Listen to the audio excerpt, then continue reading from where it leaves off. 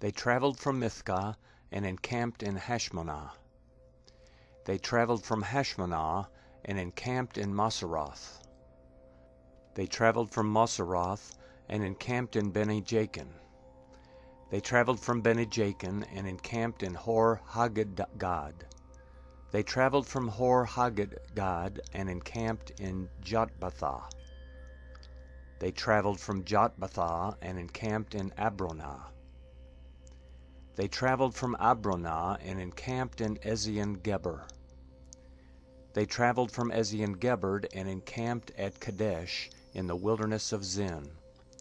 They traveled from Kadesh and encamped in Mount Hor, in the edge of the land of Edom.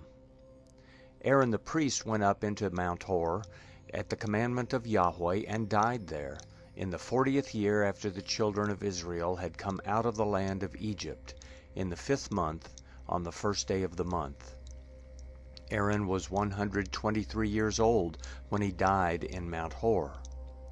The Canaanite king of Arad, who lived in the south in the land of Canaan, heard of the coming of the children of Israel.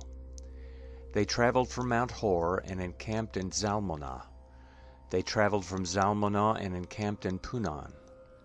They traveled from Punon and encamped in Oboth.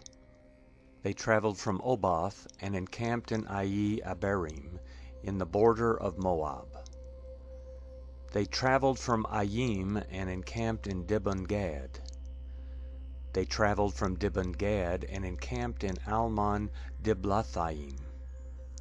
They traveled from Almon-Diblathaim and encamped in the mountains of Abarim before Nebo. They traveled from the mountains of Abarim and encamped in the plains of Moab by the Jordan at Jericho. They encamped by the Jordan from Beth-Jeshemoth even to Abel-Shittim in the plains of Moab.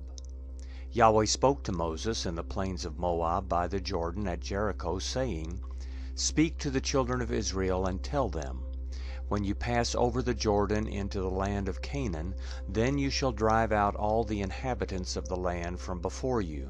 Destroy all their stone idols, destroy all their molten images, and demolish all their high places.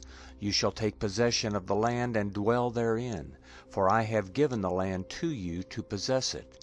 You shall inherit the land by lot according to your families. To the larger groups you shall give a larger inheritance, and to the smaller you shall give a smaller inheritance. Wherever the lot falls to any man, that shall be his. You shall inherit according to the tribes of your fathers. But if you do not drive out the inhabitants of the land from before you, then those you let remain of them will be like pricks in your eyes and thorns in your sides. They will harass you in the land in which you dwell. It shall happen that as I thought to do to them, so I will do to you.